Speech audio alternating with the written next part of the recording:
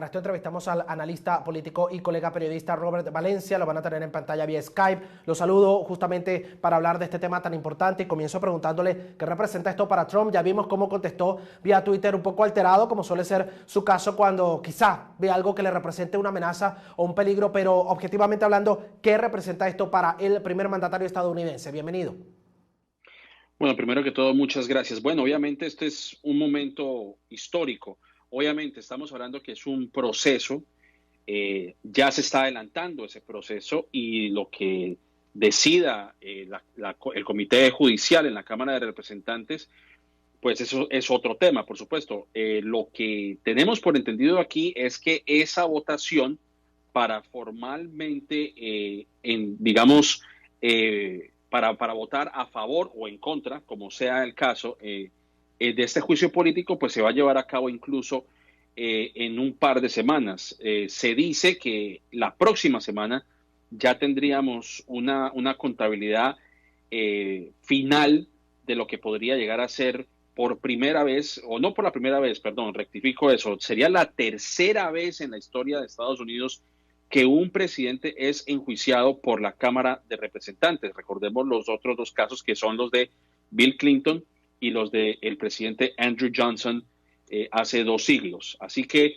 es un momento histórico, por no decir otra cosa, pero obviamente lo que vamos a ver aquí es, como tú lo señalas, una verdadera pelea partidista, demócratas versus republicanos, que vamos a ver prácticamente ya cuando el año está culminando. Fíjese que yo leo unas de las palabras que ha dicho Nancy Pelosi. Por ejemplo, dijo: los hechos son indiscutibles, aseguraba ella. El presidente abusó de su poder para su propio beneficio político a expensas de nuestra seguridad nacional al retener la ayuda militar y una reunión crucial en la oficina Oval a cambio del anuncio de una investigación sobre su rival político. ¿Es realmente así? ¿Estaría Donald Trump violando ciertas leyes para que se haya llegado a este extremo y de aprobarse ya todo esto, la investigación? Porque ella dice: hoy le pido al presidente de la Comisión Judicial que formule los cargos de juicio político. ¿Cree que definitivamente ocurra? ¿Y qué pasará después de que se dé este paso en particular de llegar a concretarse? Bueno, todo apunta a que sí, que el presidente ya había cometido o había infringido en uno de los, digamos, en uno de los incisos en la Constitución, el cual señala que no es permitido el ingreso de un poder o de una fuerza extranjera para decidir los destinos de este país. Así que yo creo que en eso es lo que se han amparado los demócratas. Obviamente los republicanos, la contraparte, dice que el presidente nunca utilizó la palabra quid pro quo o nunca utilizó la palabra necesito que me hagan un favor. Claro que eso lo indican algunas de las transcripciones en la llamada. Yo creo que, bueno, dadas las circunstancias, dados los resultados, todo indica a que eso es posible, pero yo creo que aquí hay una realidad que no podemos omitir, y es la siguiente. De aquí, supongamos que la Cámara de Representantes evidentemente enjuicia al presidente. Estos artículos del impeachment, como se conoce aquí en Estados Unidos, van a ser llevados al Senado. Mitch McConnell, que es uno de los líderes republicanos en el Senado y que es también uno de los defensores de la administración de Donald Trump, prometió mirar, analizar y llevar a cabo ese enjuiciamiento en el Senado, que es jurado y juez en este caso. Y en esta situación, el Senado cuenta con una mayoría republicana que todavía se ha mostrado renuente en hacer un llamado de atención al presidente Trump. Es decir, que aunque las evidencias estén sobre la mesa, es probablemente difícil señalar que el presidente Trump sea destituido de su cargo precisamente por el respaldo que ostenta de parte del Partido Republicano. Porque, como lo menciono, yo creo que los demócratas y los republicanos están enfrentados en este tema, y obviamente hay que analizarlo también desde el punto de vista que el próximo año son las elecciones presidenciales y en las cuales Donald Trump pues tiene, digamos, un cofre o unas arcas bastante amplias. Es decir, el presidente ha recogido más de $100 millones para su campaña, muy por encima de lo que han recogido los candidatos demócratas. O sea que vamos a ver qué pasa en los próximos meses. Probablemente tengamos una resolución en el segundo trimestre del 2020, pero indudablemente que esto va a ser una pelea a muerte, por ponerlo de esa forma. Sobre la base de eso que usted está comentando, sí ve muy difícil que él vaya a ser de repente enjuiciado y haya un apoyo bastante crucial en ese aspecto. Entonces, se habla de, podríamos decir, un esfuerzo en vano o con la esperanza de que pueda cambiar la situación en este proceso.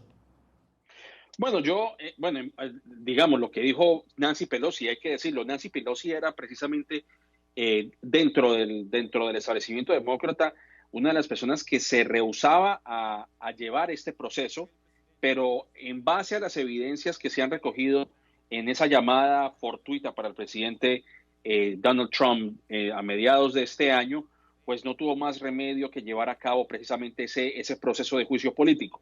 Ahora, yo creo que aquí hay un punto muy importante que hay que recalcar.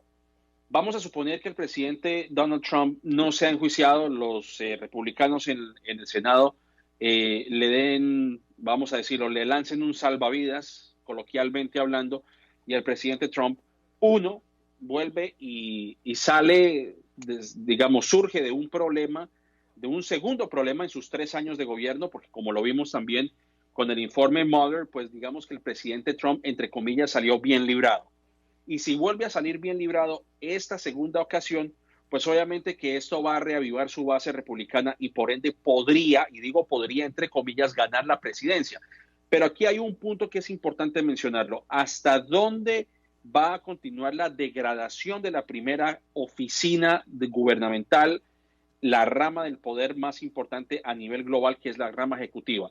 Es decir, se le está dando carta blanca para que el presidente Trump continúe ese tipo de comportamiento que deteriora la imagen y la confiabilidad digamos, de la Casa Blanca. Yo creo que ese es uno de los puntos más importantes. Si gana la presidencia, si hay una segunda presidencia, vamos a ver hasta dónde, vamos a ver si el presidente Trump va a seguir tocando bajo.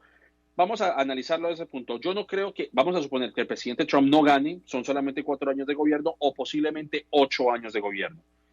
Lo que ocurra en estos días y lo que ocurra en los próximos años, si él llega a ganar, va a tener repercusiones más adelante y obviamente que la gente pues va a ver que lo que ha pasado en estos años pues no es como él lo pinta, porque él obviamente menciona que la economía está bien y que es el mejor presidente de la historia y todo esto, pero obviamente pues a las pruebas cuando uno se remite no es así y la confiabilidad, la integridad de la Casa Blanca se va a ver en veremos cuando veamos que el presidente Trump simplemente se le está dando vía libre para continuar con su personalidad errática, que es la que sabemos cómo es. Pregunto, ¿qué lo hace pensar que se le pudiera dar carta blanca en ese sentido, como comentaba ahorita? ¿Cuáles serían los factores, para decirlo más directamente, que implicarían que se le diera carta blanca al presidente Trump? Cuando yo hablo de carta blanca me refiero precisamente a la negación que tiene el Partido Republicano por tomar cartas en el asunto.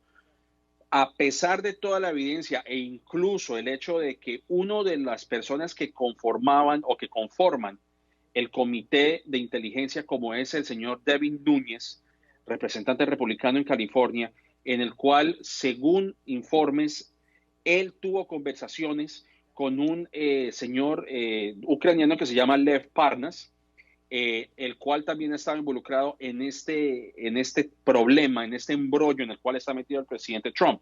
O sea que ahí hay un conflicto de interés y Devin Núñez, en este caso, debía de haberse recusado de estas comparecencias.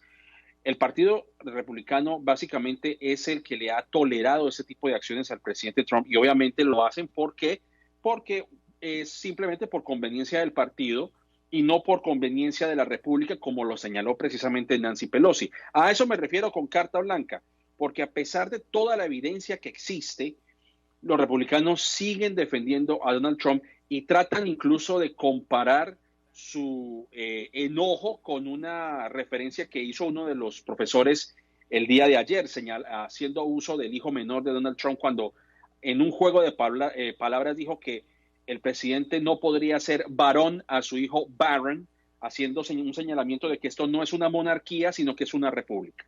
Y obviamente los republicanos se hacen de esa comparación que fue un poco desafortunada y comparan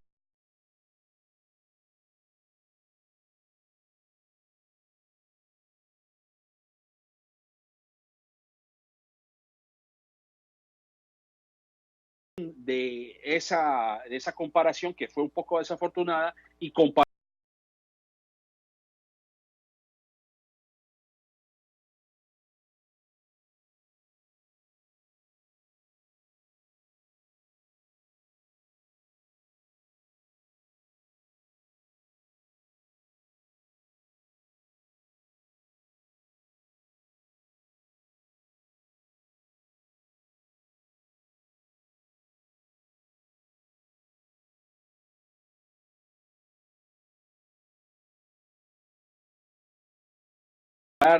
con esa cacería de brujas como lo ha señalado el presidente Trump, cuando todos sabemos que las acciones del presidente han sido reprochables de la misma manera que fueron reprochables con el tema del informe Mueller. El presidente Donald Trump también ha cometido, aparte de esto, también ha cometido graves faltas ante digamos, el esquema migratorio y el pedido de asilo de muchos centroamericanos en la frontera, al grado que han digamos, estado en situaciones bastante precarias, y ha también impuesto la prohibición de personas musulmanas de ciertos países de África a comienzos de su administración. Es decir, estoy haciendo como un mini resumen de muchas de las cosas en las cuales el presidente ha estado a las antípodas de lo que es el sistema legal de Estados Unidos, y aún así los republicanos pues lo siguen respaldando y lo van a seguir respaldando, por lo cual yo tengo mis reservas.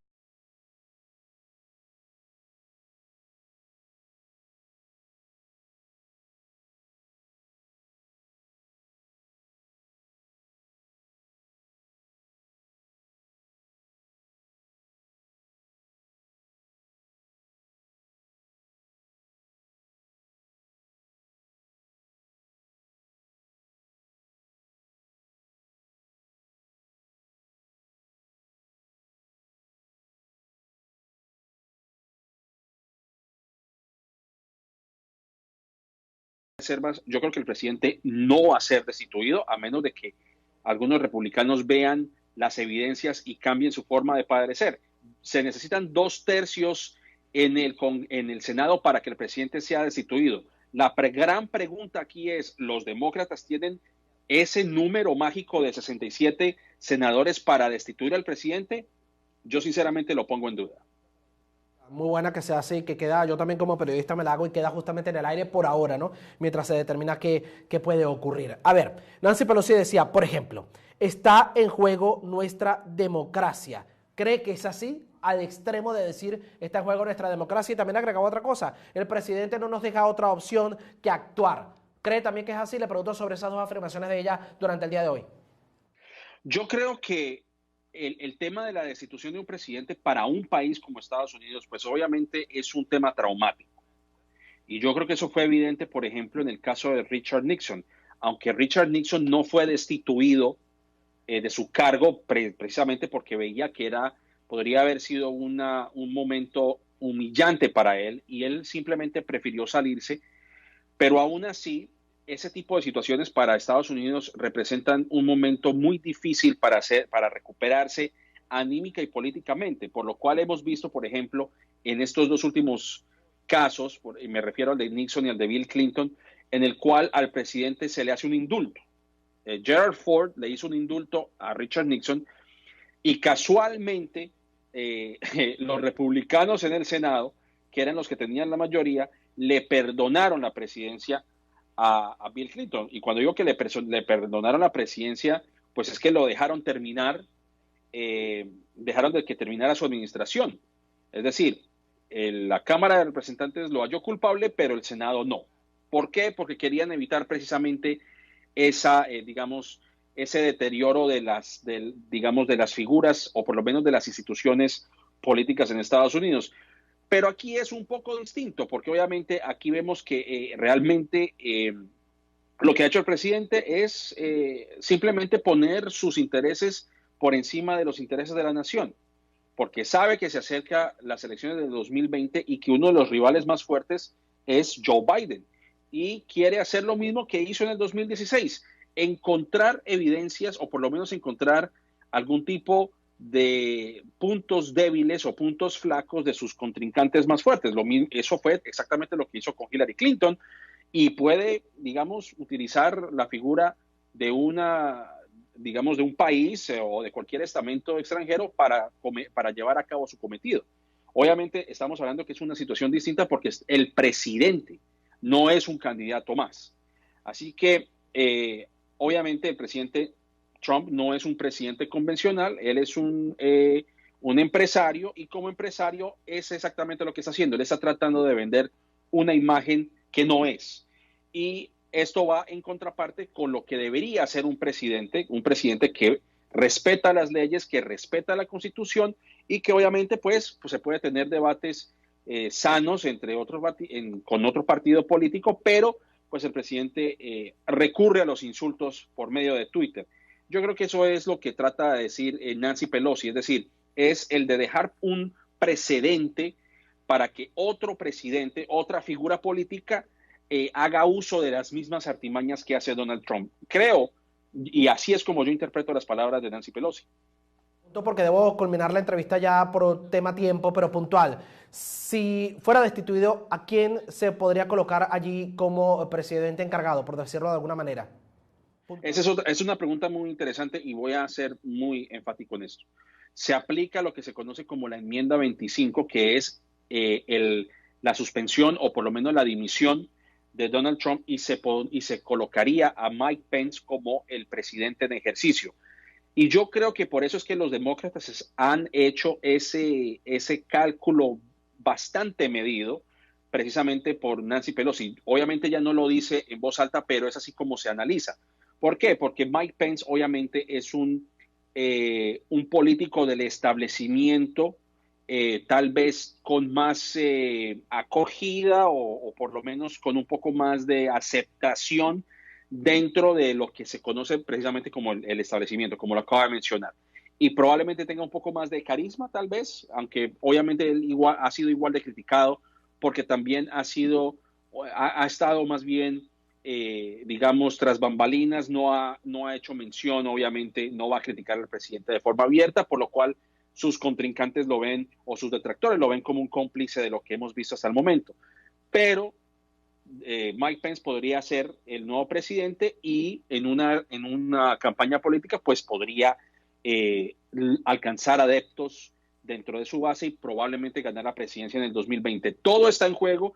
Vamos a ver qué pasa el próximo año, porque indudablemente lo que ha ocurrido hoy y lo que ocurrirá por lo menos en las próximas 2 semanas deja sobre la mesa un panorama político bastante turbulento ya de lo que hemos visto, porque obviamente se acercan las elecciones presidenciales. Quiero dar las gracias a Robert por estar con nosotros y poder de esta manera a la gente que nos ve, nuestra audiencia en Estados Unidos de costa a costa y también en Latinoamérica, seguir parte de lo que ha dicho con relación a esta noticia que viene ya desarrollándose desde hace unos cuantos meses atrás, pero que había tenido una parte bastante importante en materia noticiosa. Gracias por estar en el espacio. A ustedes, muchas gracias por la invitación.